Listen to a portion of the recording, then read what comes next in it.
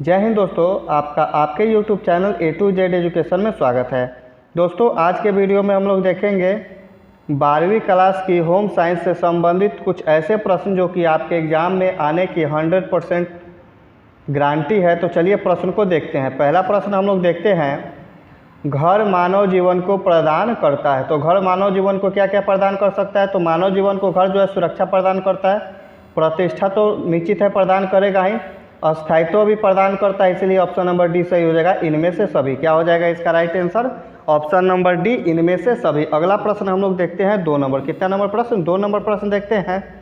द्वितीयक रंग कितने प्राथमिक रंगों के मिश्रण से बनता है? तो ये 2 प्रकार के प्राथमिक रंगों से मिश्रण से बनता है।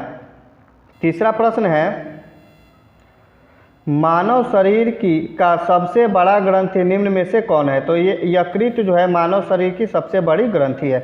चौथा प्रश्न देखते हैं, नवजात शिशु 24 घंटे में कितनी देर सोता है? तो ये 20 से 22 घंटे तक सोता है। कितने देर तक सोता है? 20 से 22 घंटे तक। अगला प्रश्न हम लोग देखते हैं, वर्षा का स्रोत है, यानी कि वर्षा का स्रोत क्या है? तो वर्षा का मुख्य स्रोत जो है घी है। क्या है दोस्तों? घी जो है वर्षा का मुख्य स्रोत है। 6 नंबर प्रश्न देखते हैं, नौकरी पेशा वाले व्यक्ति की आय होती है। तो नौकरी पेशा वाले जो व्यक्ति होते हैं ना, इनकी आय जो है निश्चित होती है। कैसी आय होती है? इनकी आय निश्चित होती है।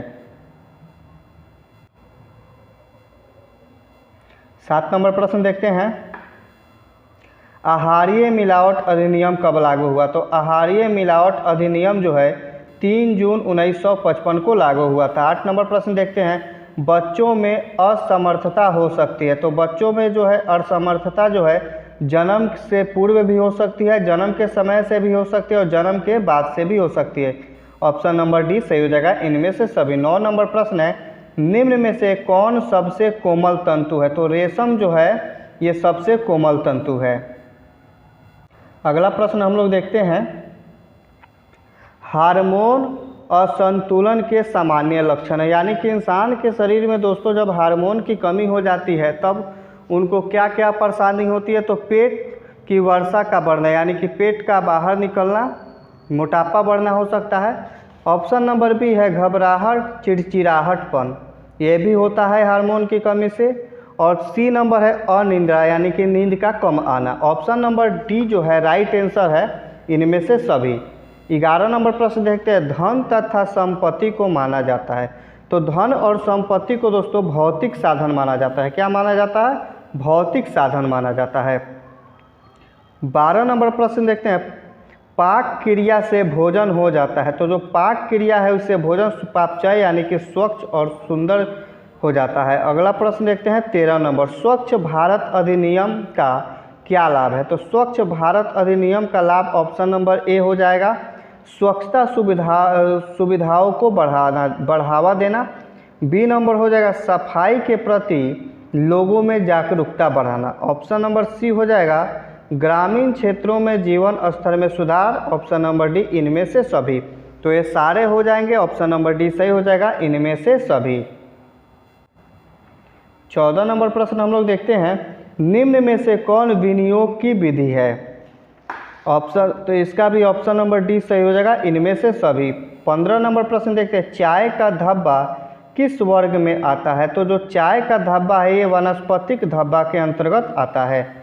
16 नंबर प्रश्न है, गांव में समुचित स्वच्छता किसकी जिम्मेदारी होती है? तो ये जो है गांव के लोगों की जिम्मेदारी होती है, ग्राम पंचायत की भी जिम्मेदारी होती है और स्वास्थ्य जो स्वच्छ कर्मी होते हैं, स्वास्थ्य कर्मी, उनकी भी जिम्मेदारी होती है। ऑप्शन नंबर डी, इनमें से सभी। 17 नंबर प्रश्न है, सुजनी सुई शिल्प किस राज्य की शिल्प है? तो ये जो है बिहार की है। किस राज्य की है? बिहार की है। 18 नंबर प्रश्न देखते हैं हम लोग, क्षार के संपर्क में आने से ऊनी वस्त्र, तो क्षार के संपर्क में आने से दोस्तों ऊनी वस्त्र नष्ट हो जाता है। 19 नंबर प्रश्न देखते हैं, मानवीकरण चिन्ह दर्शाता है। तो ये वस्तु की गुणवत्ता को दर्शाता है। 20 नंबर प्रश्न देखते हैं, निम्न में से कौन पारिवारिक बजट है? तो संतुलित बजट जो है ये पारिवारिक बजट है।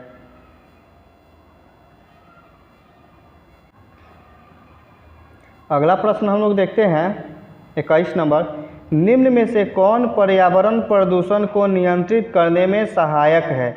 तो देखिए इसका ऑप्शन नंबर डी जो है सही हो जाएगा। देखते हैं एक बार तीनों ऑप्शन को।